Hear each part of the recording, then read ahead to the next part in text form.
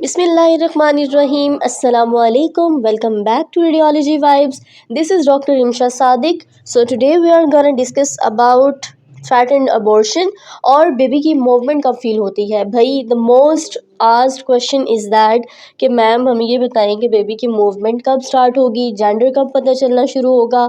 तो I have explain multiple times कि आपको जेंडर और मूवमेंट कब फील होगी। इस वीडियो में आपको इंशाल्लाह ब्रीफली बताती हूँ, तो वीडियो को आपने लास्ट तक लाजमी देखना है। ये जो मैं चीज़ हाईलाइट कर रही हूँ दैट इज़ दी एम्ब्रियो। ये आपको बेबी नज़र आ रहा है और जो ग्रीन में हाईलाइटेड एरिया है वो है मदर की uterus. This is the form और दरमियान में जो ब्लैक कलर में आपको नज़र आ रहा है this is the amniotic fluid, यानी कि बच्चे का पानी। अब होता क्या है थ्रेटन्ड अबॉर्शन में, इसको फर्दर ऑन हम इलस्ट्रेट करते जाते हैं।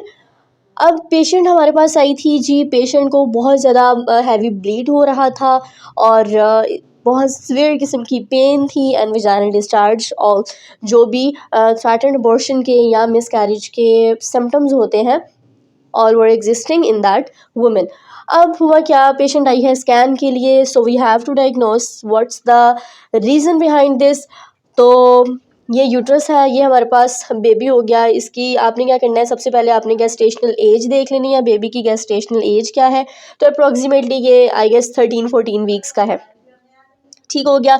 CRL पेशेंट, बेबी की CRL आपने लेनी है और देन अच्छे से यूट्रस को ट्रोल करना है, यूट्रस को देखना है कि उसके अराउंड उसके वॉल्स में किसी भी किस्म का डिफेक्ट तो नहीं आ रहा। अब this is the yolk sac, जो आपको छोटा सा गोल गोल नज़र आ रहा है ना, this is the yolk sac.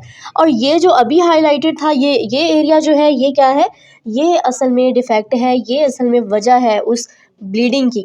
अब यूट्राइन मेम्ब्रेन में ये छोटा सा जो है वो आपको मेम्ब्रेन लाइक नज़र आ रहा है, that is the blood clot. ये जो है आपके अंदर प्रॉब्लम क्रिएट कर रहा है, बेबी को हार्म कर सकता है, यूट्राइन वॉल को हार्म कर सकता है, जिसकी वजह से इनको ब्लीडिंग हो रही है।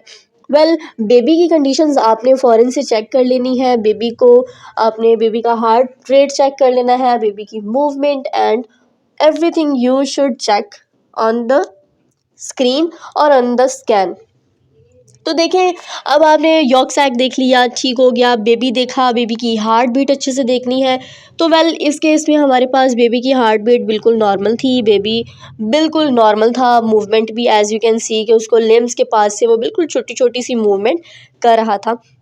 तो ओवरऑल तो बेबी इज़ नॉर्मल, लेकिन इसका ये जो डिफेक्ट आ रहा है ये प्रॉब्लम क्रिएट कर सकता है। तो ऐसी कंडीशन में क्या करना है, आपने गायनेकोलॉजिस्ट के पास जाना है। फर्दर ऑन वो आपकी मेडिकेशन स्टार्ट करेंगी और इसके अलावा UTI जो कि नॉर्मली आपको ड्यूरिंग प्रेगनेंसी हो जाता है उसको ट्रीट करना स्टार्ट करेंगी, जिसके साथ साथ आपका जो हमल है, आपकी जो प्रेगनेंसी है वो मज़बूत होती जाएगी। अब क्यों ये अबॉर्शंस होते हैं, क्यों आपको अर्ली प्रेगनेंसी में ही अर्ली वीक्स में ही ब्लीडिंग स्टार्ट हो जाती है। तो reason behind this is that कि आप क्या करते हैं, आप जनाब रेस्ट नहीं करते। आपने उसी तरह से ट्रैवल भी करना होता है, आपने काम भी करना होता है, आपने जो है वो बिल्कुल उसी तरह से स्टेयर्स भी चढ़नी होती हैं। तो अर्ली प्रेगनेंसी में आपका जो हमल होता है वो स्ट्रॉन्ग नहीं होता, यानी कि आपकी जो शाखें होती हैं वो जड़ से अच्छे से मजबूत नहीं हुई होती। और जब आप उसी तरह से रूटीन का वर्कआउट करते हैं या ट्रैवल करते हैं तो आपके पड़ता है लोअर एब्डोमेन पे प्रेशर पड़ने की वजह से आपके मज़ीद जो कॉम्प्लिकेशंस हो सकती हैं वो होना स्टार्ट हो जाती हैं एंड देन आपको ब्लीडिंग स्टार्ट हो जाती है। सो मेरी सबको ये एडवाइस है कि आपने अर्ली प्रेगनेंसी में, अर्ली वीक्स में जितना हो सकता है you have to take rest. थोड़ा सा रेस्ट करें, कुछ वीक्स गुजरने के बाद जो दिल चाहे आप करें, बट स्टार्टिंग में जो है वो आपने प्रेगनेंसी को स्ट्रॉन्ग करने के लिए थोड़ा मैनेज करना है। तो इस कंडीशन में देखें तो बेबी हमारे पास बिल्कुल नॉर्मल है। फर्दर ऑन इसका ट्रीटमेंट किया जाएगा और इसको कोशिश की जाएगी कि इनके जो ब्लीडिंग हो रही है उसको स्टॉप किया जाए। तो इसके अलावा हाँ, मुझे आपसे ये डिस्कस करना था कि बहुत सारे लोग मुझे ईमेल करके कहते हैं कि मैम कुछ इमेजेस में तो जेंडर डिफाइन नहीं है, और या फिर हमें ये बताएं कि किस जगह पे आपको पेनिस नज़र आई या किस जगह पे आपको लेबियास नज़र आए।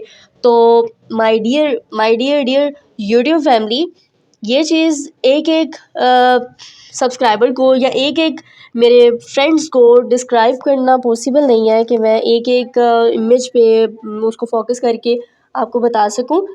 तो I am sorry for this. बाकी जो है मुझे जिन इमेजेस पे जिन प्रिंट्स पे मुझे नज़र आता है जेंडर, तो मैं उनको बता देती हूँ। अब होता यूँ है कि कुछ इमेजेस ऐसी होती हैं जो बांग्लादेश वगैरह से होती हैं, उनमें आपका जेंडर फोकस हो जाता है एनोमली स्कैन पे, एंटी स्कैन पे। कुछ होते हैं जिन पे वो नब से आपको जेंडर पता लग जाता है, और जिनका जेंडर नहीं क्लियर होता, मैं क्लियरली उनको कहती हूँ कि भाई आपका जेंडर क्लियर नहीं है, आपका जेंडर फोकस्ड नहीं हुआ हुआ। बाकी इसके अलावा my all services are for you guys. आप मुझे ईमेल कर सकते हैं, जो भी आपका मसला हो, जो भी क्वेरी हो। इंशाल्लाह I try my best to answer you, to reply you. आप मुझे जब मर्ज़ी ईमेल कर सकते हैं। You can also follow me on Instagram. So wish you best of luck all, और मुझे अपनी ढेर सारी दुआओं में बहुत ज़्यादा याद रखिएगा। मिलते हैं नेक्स्ट वीडियो में इंशाल्लाह। अल्लाह हाफिज़।